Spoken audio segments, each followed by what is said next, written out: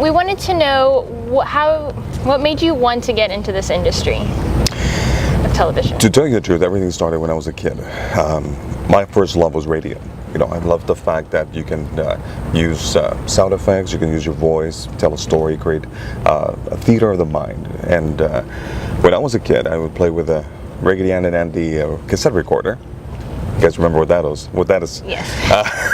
And I would play albums and basically play like I had my own radio show. So radio, in essence, was my first love.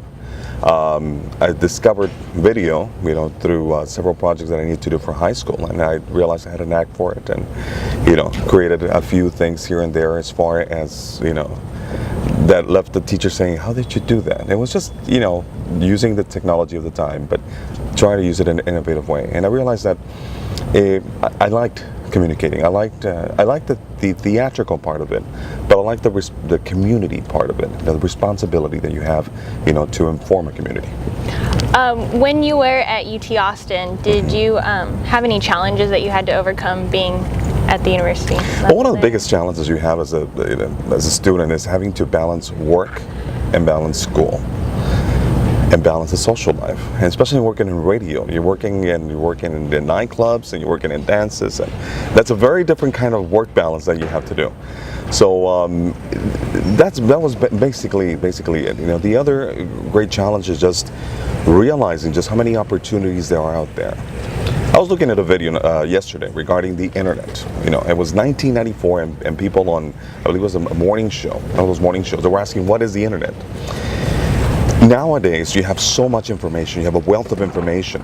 Back then, it was difficult as far as, how to get your information. So you would have to be on the phone, consult the paper, go to your professors, and that's the greatest challenge, is finding information on opportunities.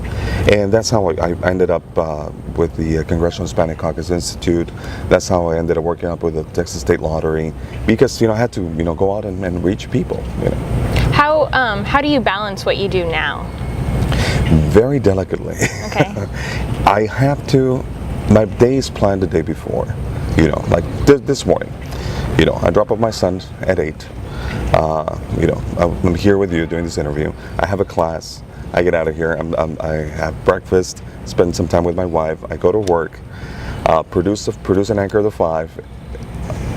Lunch hour. That's my sanctuary.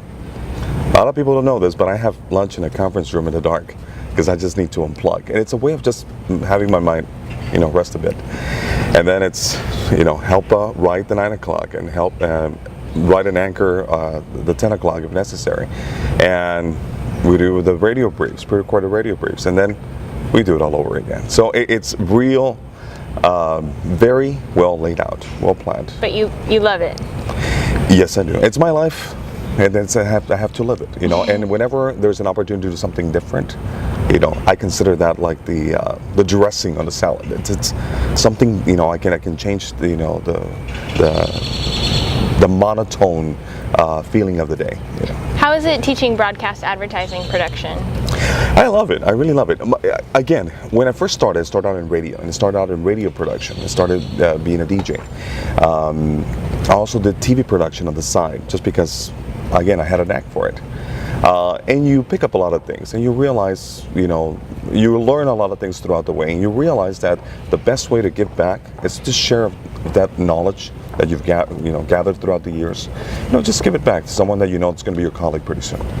Do you have any advice for students that are here at UTPA that are wanting to go into the job market? Don't be lazy. Don't depend just on your talents, because talent, you can find it everywhere. It's hard work and diligence that makes a big difference. The tiny little things. And competition is big nowadays. Very, very big. So if you have that little edge on everybody else, you get it. You'll get it. Do you have any advice for resume building? For resume building, first of all, learn how to write and exercise that ability of writing ability.